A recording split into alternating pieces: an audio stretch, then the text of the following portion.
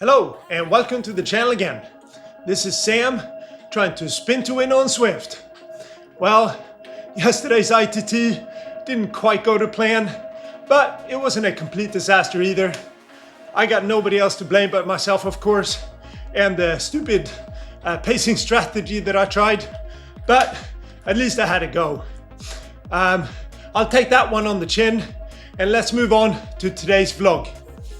And it really should be a cracker. And it's really when Tour Britannia proper starts. 2 laps of the Muckle yin is going to be a difficult test. I think all of the riders still have relatively fresh legs, so I think it's going to be full gas. Not going to go over the detail of the parkour today. I did that in the video yesterday, so please check that out if that is of interest to you. But needless to say, lots of short efforts and a few longer 3 to 4 minute climbs up the Sgurr North and the Sgurr South is going to most likely lead to quite a bit of separation today, I think. But before we get into the action, I wanted to quickly show you a piece of analysis I've done of the CRP division and where I fall in it, if you will, where I stack up against the competition. Very badly. That I've registered for the events. Then I wanted to have a quick discussion about my goals for Tour Britannia. And finally, we'll have a quick look at the GC leaderboard after stage 1. And it's not pretty reading from my perspective. With all that done, we'll have a nice, gentle ride in Bonnie, Scotland. Since I am a bit of a data nerd. Oh, really? I have done some analysis on all of the registered riders in the CRP category. As of the evening of 1st November, a total of 281 riders had registered. Please note that a few of the outliers from stage 1 had already been moved up to a higher category by this time. I am not going to bore you with all of the details, but the highlights of the analysis are as follows. I looked at Swift racing score, as well as a number of parametrics, and finally the velo score, both current and max 30 day. The first line shows what position I am in out of 281 riders for each of these categories. The second line shows this in a percentage format, and the last line shows the average of all of the riders. A few things popped out at me. First, I'm clearly a middle of the pack CRP riders when it comes to watts per kilo. And the longer the effort, the weaker I am, relatively speaking. However, based on the Swift racing score and velo scores, I am placed a bit higher. I find that interesting, and the only explanation I can come up with is that I punch above my weight in actual races.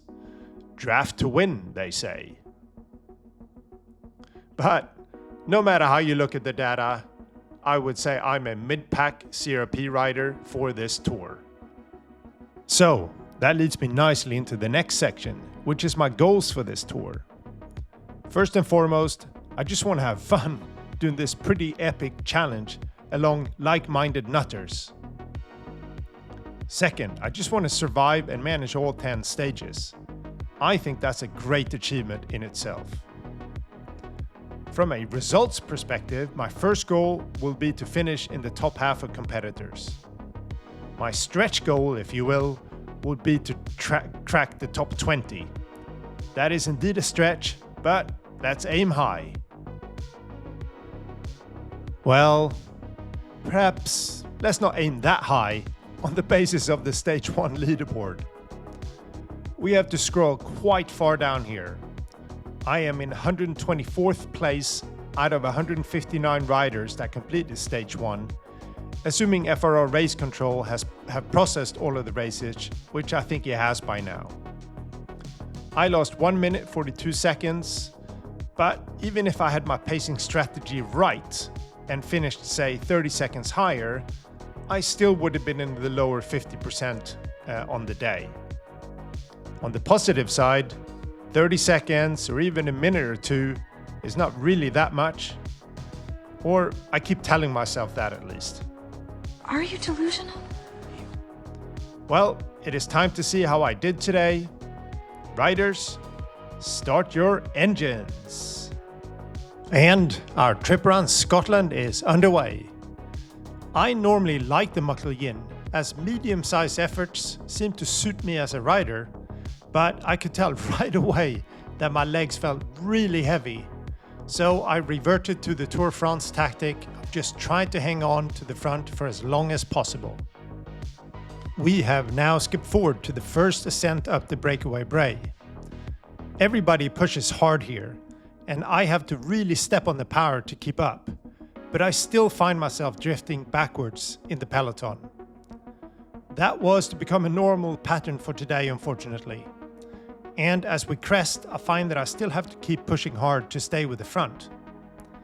Normally, I can coast on the descents and get a bit of rest, but not today for some reason. I was running the die-cut 62 wheel set, so perhaps that had something to do with it. But either way, I felt like I kept having to work harder than I normally do in races, and my heart rate is alarmingly high already at around 174. I managed to bring my heart rate down somewhat as we approached the start of the Sgurr South climb. At the start, the pace is high but steady, and I feel okay, but soon my heart rate is starting to hit 175 and is really starting to hurt. As we get over the last little bump and get into the proper climb in the last 600 meters, I'm already quite tired and have to push really hard to stay with the front. My heart rate hits 180 here, and that is, as you know, when the following happens to me. I dig deep and fight on, and we crest with me towards the back of a really strung out peloton. I am toast already, so I actually need others to help pull me back to the main peloton. Again, I really felt like I had to work super hard on the downhills, something I'm really unused to. In the end, we do catch back to the front group, but I've had no rest at all really. So I know that unless the pace knocks off and I get some rest, the next climb is going to be a real struggle. You think? We have skipped forward slightly to the start of the Breakaway Brae, and I want to show you the action from here all the way up the Sgurr summit south. As we push up the Breakaway Brae, I am drifting back through the peloton, and I have to work quite hard again here just to stay with the stragglers at the end. That in turn means I have to keep working in order to catch back up to the front downhill, so I get no rest really. And just as I've managed to get back on, we hit another bump, and I am now fighting hard not to get dropped properly. Heart rate's in the mid-170s. Danger, Will Robinson. We then approached the long drag that leads up to the Sgurr summit south. I'm still in the front group here, but I know that I'm likely to get dropped. In hindsight, I should probably just have knocked off my effort here and waited for the next group behind, instead of emptying the tank trying to stay at the front. But I wasn't thinking strategically at this point. As you can see, I'm at the back of the pack, facing the drop all the time, but I managed to hang on for a little longer until the climb starts proper, and then I know it's good night Vienna. As such, it should come as no surprise when I get dropped like a bad habit right at the start of the climb. I did join the second group and rode with them trying to get some rest, but I still felt completely wrung out, and I knew I was facing another possible drop when we hit the Sgurr summit north, which is where we rejoined the action. The first part of the climb is okay, and I'm trying to draft as much as possible as it's not that steep.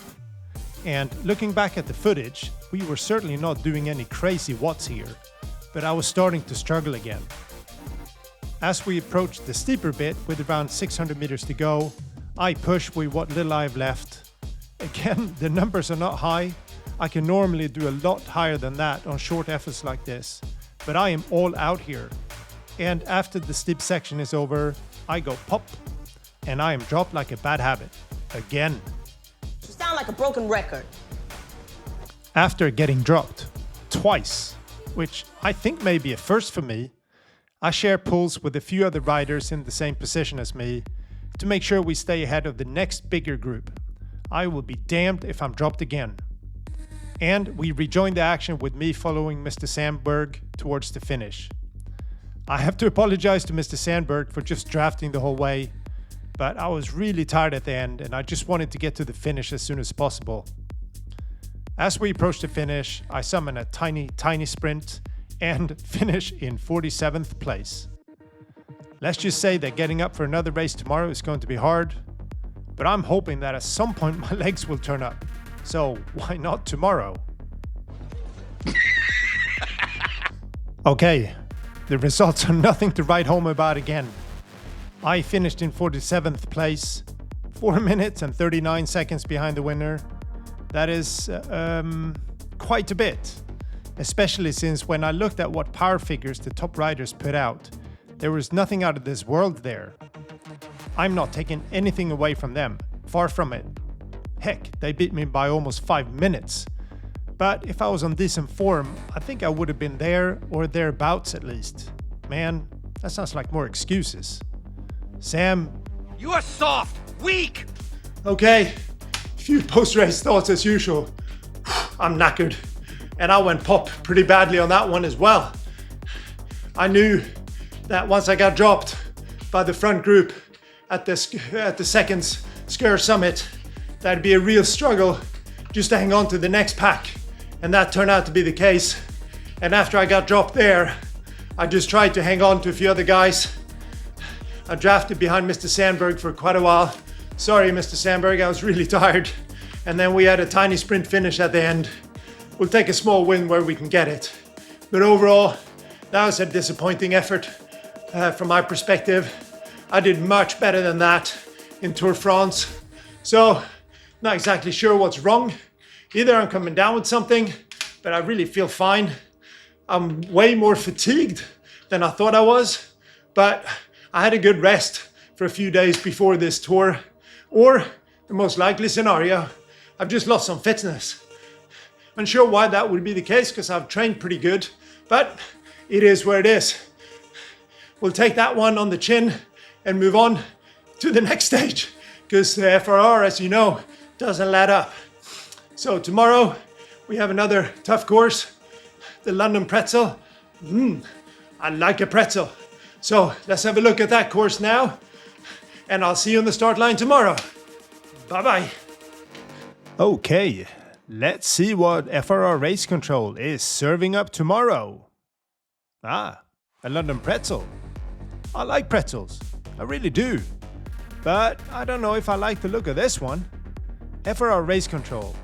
Let me show you how a Swedish chef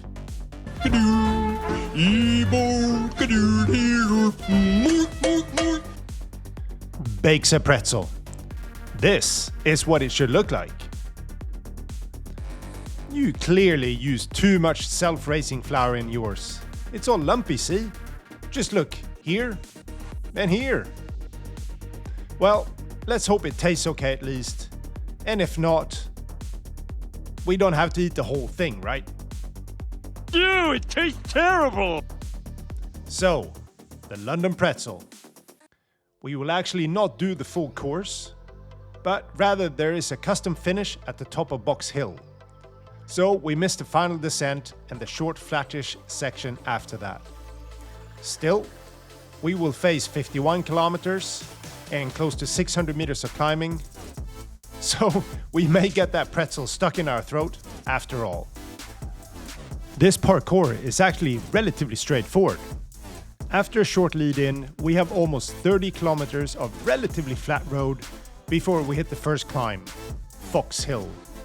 Then a long descent, a few bumps over the next 7-8 kilometers before we go up Box Hill, where the race will finish. Swift Insider indicates the following. But since we're not doing the last bit of the course, which is mainly downhill, we could knock off a few minutes. But for my start pen, that's CRP and GHT, I'm not sure if we will average 4 watts per kilo for the whole course. So I think about an hour and 25 minutes, give or take a few minutes, is a reasonable estimate. In regards to wheel choice, that will of course depend on you as a rider, your size, your weight, and of course what your strengths and weaknesses are. My thought process for my choice is as follows. As a somewhat heavier rider at around 78 kilos, I normally don't have a big problem staying with the front on flattish or slightly bumpy sections. And on a parkour like this one, the key separations are likely to take place on the climbs.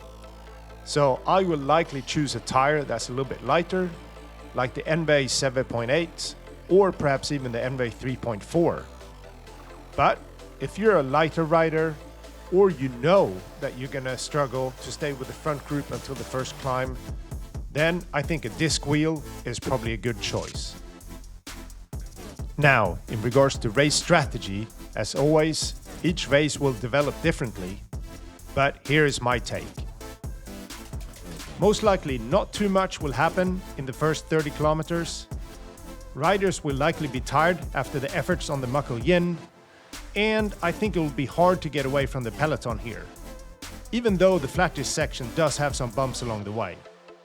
So just be on the lookout for any attacks, but again, I think the peloton will close these efforts down without too much effort. We then get to Fox Hill, and this is where the first major selection will take place. The climb is not that long, and the stats are as follows. But please note that the actual gradient is more like 7.4%, since there is a bit at the top of the comb that is downhill. So while there will be some draft, it will definitely be minimal in places. I had a look at an FRR race I actually did back in March, and at an average of 325 watts, or around 4.1 watts per kilo for me, it took me around 6.5 minutes. Hopefully this provides at least a rough idea of how long you will need to push your effort here. Once at the top, smaller groups will likely form and probably stay together until we reach the next climb, Fox Hill. This climb is slightly longer than Fox Hill, and the stats are as follows. Just like Fox Hill, there will be some draft, but again, minimal in places. And I looked on Strava again, and at an average of 310 watts, or around 4 watts per kilo for me, it took almost 8 minutes to get up this climb. Again, I hope this provides an indication how long you will need to push your effort here.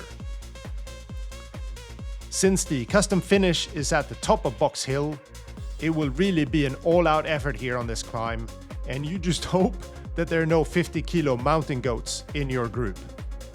You can catch me! This should be another really good stage.